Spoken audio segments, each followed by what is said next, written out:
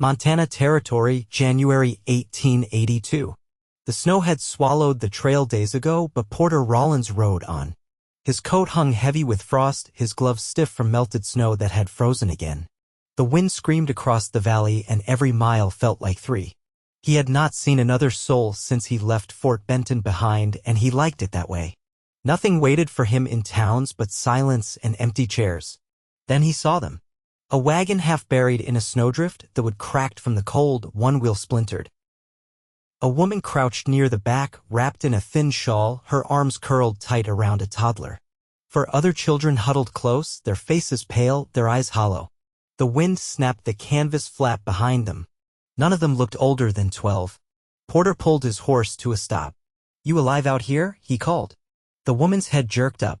She blinked at him like he might vanish in the snow. "We are," she said hoarsely. "Barely." He dismounted fast, crunching through the drift. "How long have you been stuck?" 3 days, she whispered. "We ran off the road trying to beat the storm. The wheel broke. I could not fix it. I tried to keep them warm, but," her voice cracked and she wrapped the toddler tighter. Porter's gaze swept over them. The boy at the front shivered so hard his teeth clacked. The oldest girl looked like she had not blinked in hours. "You got any food left?" Porter asked. She shook her head. He unlatched his saddlebag and pulled out a wrapped chunk of jerky and a packet of dried apples. "Here," he said. "Pass this to them. I will start a fire." She hesitated, staring at his face like she was trying to read something in it. "My name's Porter Rawlins," he said. "I am not here to hurt you. Just trying to keep you and your young ones alive." She took the food, nodding slowly. Evelyn Brooks." Porter worked fast. He cleared a spot under a rock ledge nearby, dragged over fallen branches, and coaxed a fire to life with flint and dry moss from his saddlebag. The children crowded close, their small hands stretching toward the flames. Evelyn helped each of them eat, first the toddler, then the rest in order. She did not take a bite herself until they were done. Porter noticed. He pulled a blanket from his pack and offered it to her. "You need it more than I do. I cannot take your only one. I have another. Take it." She wrapped it around herself with a whispered, "Thank you." They sat in silence for a while. The fire snapped and spit sparks into the dark. The children started to doze, one by one, leaning against each other. Porter watched them, then looked at her. 5 of them. "All yours." She nodded. "Philip is the oldest. Then Elsie, Peter, Nora, and the baby is Penny. No husband." She shook her head once. "He passed last spring. Fever took him before planting season. We were heading to my sister's place in Helena. I thought if we left before the worst of winter." She trailed off and looked away. Porter leaned forward, elbows on his knees. "You do not have to explain. You did what you had to do. You kept them alive this far." Her eyes filled, but she blinked the tears back. "I do not know how much longer we would have lasted." "Well," he said, standing, "you do not have to find out." She looked up. "What do you mean?" "You and the children are coming with me. There is an old line shack I passed 2 miles back. Roof solid. I will get you all there, warm and fed. There are 6 of us. That is too much." "I am not asking," he said, voice quiet but steady. "I will carry the little one and lead your boy on my horse. We will take it slow." Evelyn stared at him, her face unreadable. "Why are you doing this?" He paused. "Because I can." And because he was tired of riding past things that needed fixing. By first light, they moved. He strapped the baby to his chest with his scarf, lifted Elsie and Nora onto the horse, and had Philip walk beside. Evelyn carried Peter, the smallest boy, bundled in a blanket. They moved 1 step at a time through the snow, silent except for the crunch of boots and the wind whispering over the hills. By noon, they reached the cabin. Porter kicked the door open, shook the snow from his shoulders, and set Penny down in a pile of old quilts. The walls creaked but held. He lit the hearth, boiled snow for water, and passed around more food.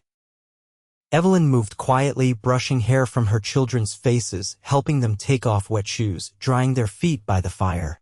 Every few minutes, her eyes flicked to Porter like she could not quite believe he was real. Later, after the children had eaten and fallen asleep in a heap of blankets, she stepped outside. Porter followed. The sky had cleared, stars sharp and cold above the trees. Evelyn stood with her arms crossed, snow crunching under her boots. "I do not know how to thank you," she said. "You do not have to. I mean it. You saved their lives." He looked at her, really looked. Her face was tired but strong. Her hands were cracked from cold but steady. She had not begged or wept. She had just kept going. "I was not saving only them, Evelyn," he said. She turned slowly toward him. "What do you mean?" "I do not know what I have been doing these last few years. Just writing. Trying not to feel anything.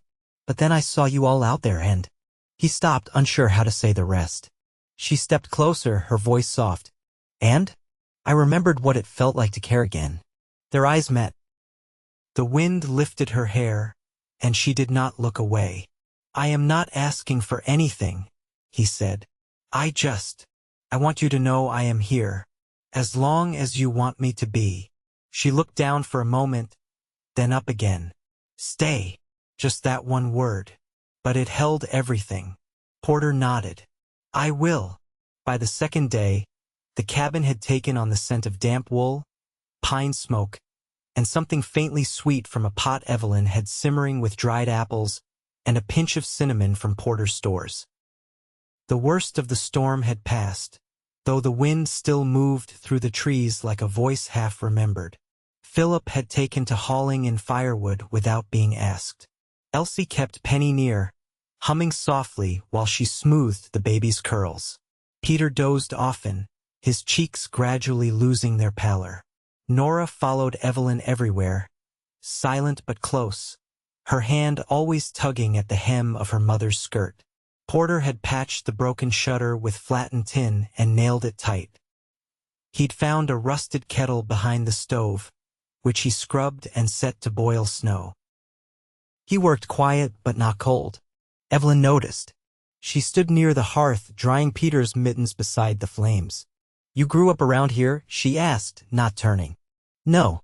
Missouri first, then down through Kansas. Made my way west after the war." She was quiet a moment. "Union or Confederate?" "Union." He poured water into a tin cup and handed it to her. My father fought for the Union," she said. "He never made it home." Porter nodded. "We lost too many good men on both sides." Evelyn sat beside the fire, cradling the warm cup. "After my father passed, my mother took work in a boarding house near Springfield. I married young. Too young, maybe. We tried running a claim near Bozeman, but the land was poor and the winter worse." Porter leaned against the doorframe, arms crossed. "That how your husband took sick? Too many cold nights, too little to eat. He couldn't fight it off." She looked up. "You've lost someone, too." He didn't answer right away. Snow slid from the eaves outside like a whisper. "My brother," he said finally. "He was all I had left. Got caught in a cattle stampede 5 years back near Miles City. After that, I just kept moving." Evelyn watched him, the way his jaw tightened slightly when he spoke, how his gaze drifted toward the children without meaning to. "You stayed in that saddle longer than most would have." "I didn't have a reason to stop." She nodded slowly. "And now?" He didn't answer, but the way his eyes lingered on her said enough. Later that day, while the children pressed their noses to the frosted window watching the slow flurry return, Evelyn knelt beside the hearth, folding the last clean blanket. Porter stepped in from the cold, brushing snow from his shoulders. He held a bundle wrapped in canvas inside, a few potatoes, coarse flour, and a tin of cured meat. "Trapped a hare near the ridge," he said. "Found an old root cellar not far from here, too. Someone left it stocked, or forgot it." She stood, brushing her hands on her skirt. "That'll stretch us a few more days. I figure the weather'll break soon. Once it does, I can get you all to Helena." Evelyn looked past him to the children, then back. "You'd ride with us the whole way?" "I said I would. I meant it." She met his gaze. "It's not just the distance. It's the noise. All those people. I'm not sure I belong in a place like that anymore." "You belong anywhere you can keep them safe," he said, nodding toward the children. She stepped closer, voice low. And what about you? Where do you belong, Porter? He hesitated, then looked at her square. I'm starting to think maybe here. If you'd let me. A long silence passed, the kind that wrapped around the room like a warm quilt. Then Penny stirred with a soft cry and Evelyn turned to lift her from the blanket pile. She looked over her shoulder as she rocked the baby. You said you're not asking for anything, she said. But if you stay, it wouldn't be out of charity. I know that. I wouldn't let it be. He nodded once. Good. She smiled, small and real, and the room seemed brighter for it. That evening, as the snow thickened again and the children drifted to sleep, Evelyn sat beside Porter near the fire. She handed him a cup of warm broth, their fingers brushing just briefly. Neither pulled away. Have you ever thought about settling? She asked softly. He stared into the flames. Never had a reason. Not until now. The fire cracked and outside, the wind quieted. Inside, the warmth held steady between them, built not just by flame but by something slow and certain growing in the silence. By the fifth morning, the cold had settled into a brittle quiet. The wind no longer howled, only whispered along the cabin walls. Snow still blanketed the slope outside, but the sky had softened to a pale blue and the light that crept through the frost-laced windows carried a hint of thaw. Porter stepped out early, his boots crunching the crusted snow as he crossed to the lean-to. The rabbit hutch beside the shed had long since emptied, but he'd fashioned a snare line along the tree lean the night before. He returned with 2 hares and a wood grouse, feathers ruffled from the trap. When he stepped back into the warmth, Peter and Nora were huddled near the hearth, stringing cranberries onto a bit of thread Evelyn had found in the bottom of her sewing tin. Evelyn looked up from where she was kneading a lump of dough on the table. You were gone longer than I expected. Snare line needed resetting, Porter said, hanging the game by the door. Tracks near the ridge? Might be a fox den not far off. Philip turned from the window. You think it'll come close? Not with all of us here, Porter said. But I'll keep watch just in case. Elsie was bent over a slate, her brow furrowed.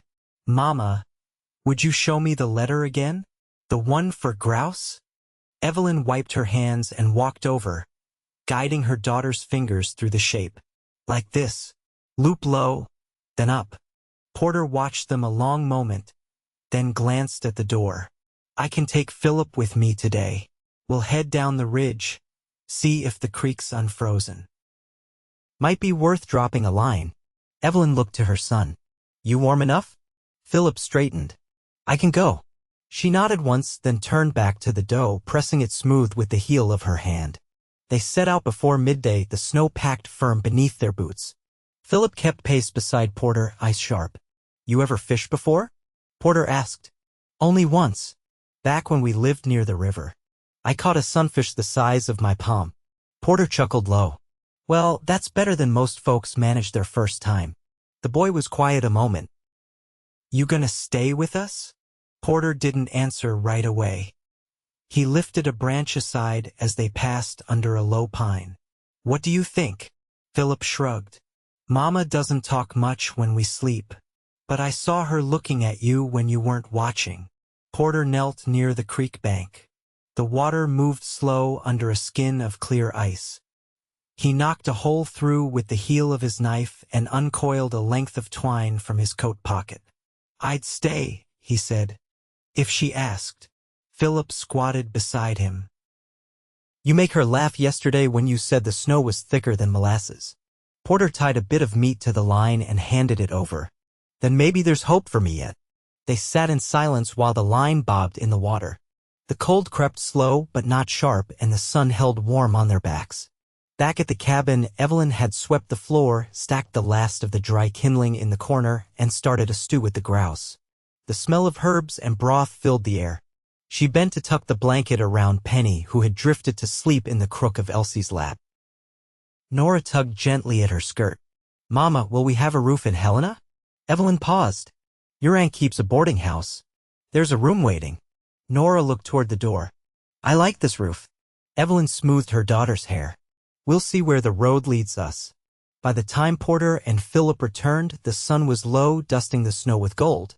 A single fish swung from Philip's hand, pride etched into his quiet grin. That's supper, Porter said, stepping inside. Evelyn looked up from her sewing. He caught it. Hooked it clean, Porter said. didn't flinch when it wriggled. Philip beamed as he held up the fish. We could smoke it for later. Evelyn smiled faintly, and her gaze lingered on Porter longer than she meant it to. That night, after the children were tucked beneath quilts, Evelyn stepped outside. The stars had sharpened again, but the cold no longer bit. Snow dripped slowly from the eaves, and the trees stood still, listening. Porter leaned against the porch post, his breath rising in curls. She stepped beside him, arms folded loosely. "They trust you," she said. "I noticed. You didn't force it." She glanced at him. "That matters." He looked out across the snowy slope. "They've had enough taken from them. I won't be another thing they lose." Evelyn was quiet for a while. Then, "You saved us. But you're more than that. You're steady.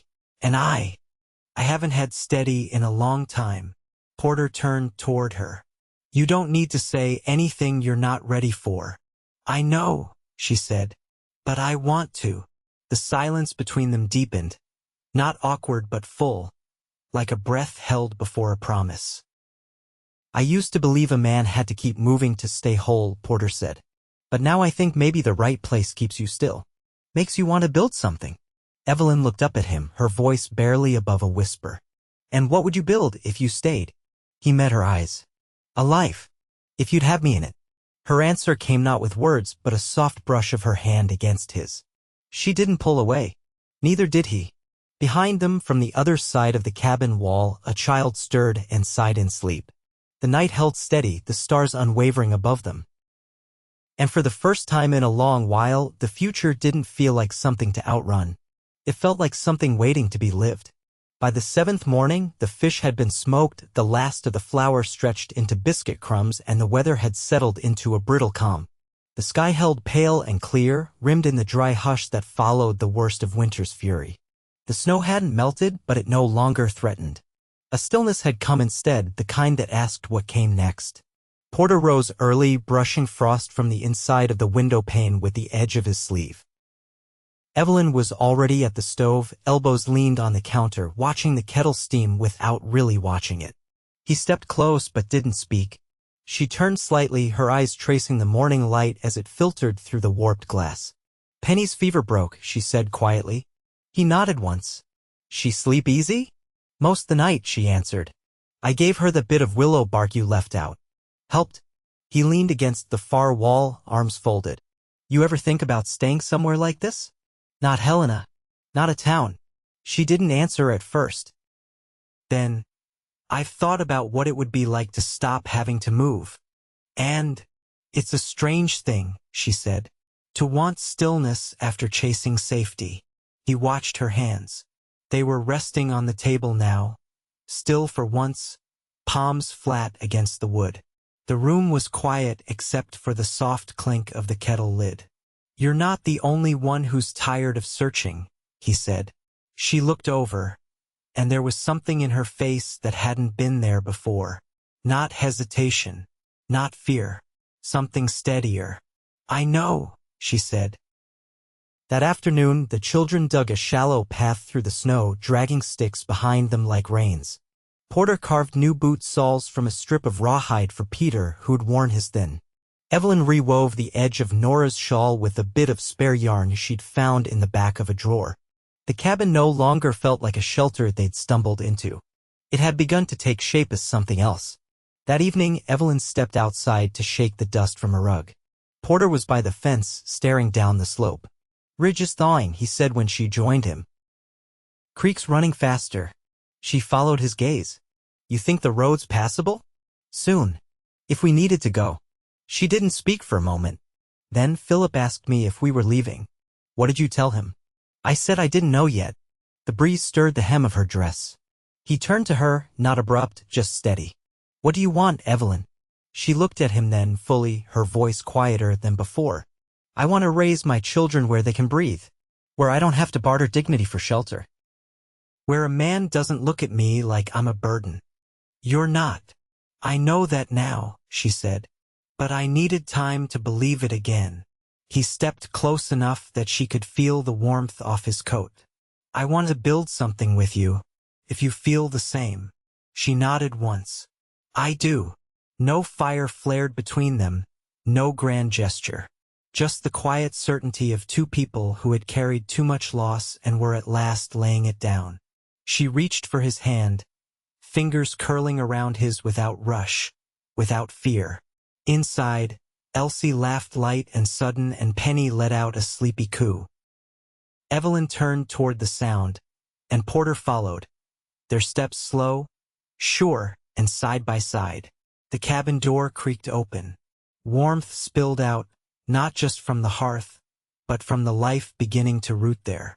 The night settled around them like a soft shawl, and tomorrow waited close, shaped by hands that had finally found a place to rest. The thaw came slow, seeping through the seams of the world like a cautious hand. Each morning, the ice along the creek receded by inches, and the pine boughs grew heavier with wet snow that dropped in tired clumps.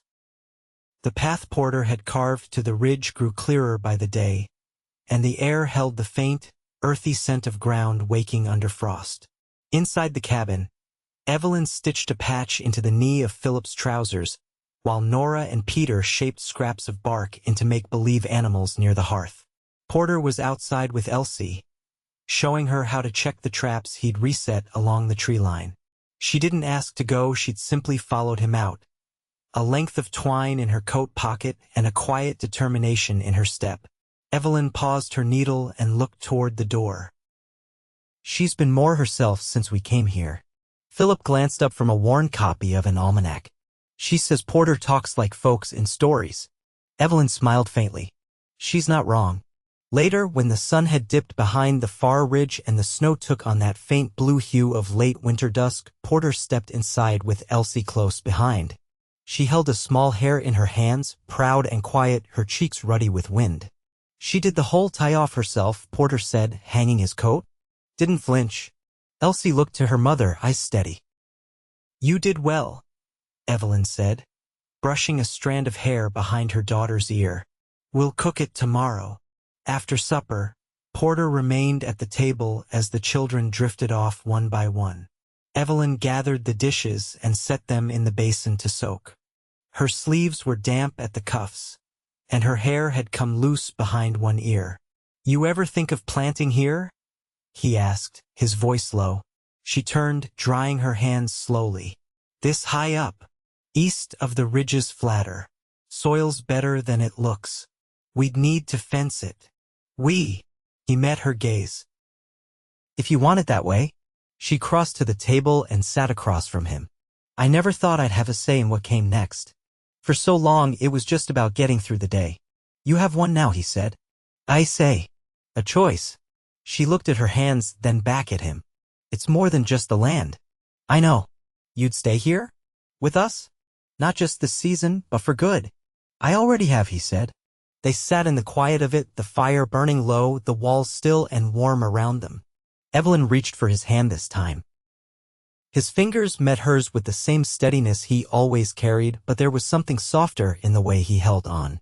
Spring came in fragments. The children helped clear the patch near the creek, pulling stones from the soil and laughing when the mud sucked at their boots. Porter cut fence posts from the trees beyond the ridge and showed Philip how to drive them deep with rhythm instead of force. Elsie took to carrying a tin of seeds in her apron pocket, checking it like a secret. Evelyn found herself humming again small, unguarded melodies as she hung clothes to dry or stirred the pot on the stove. She'd begun writing letters to her sister in Helena, not asking for refuge, but telling her they'd found a place of their own. One evening, just past planting, Porter brought home a hen tucked into a grain sack. He set it down on the porch and looked at Evelyn like it was a question.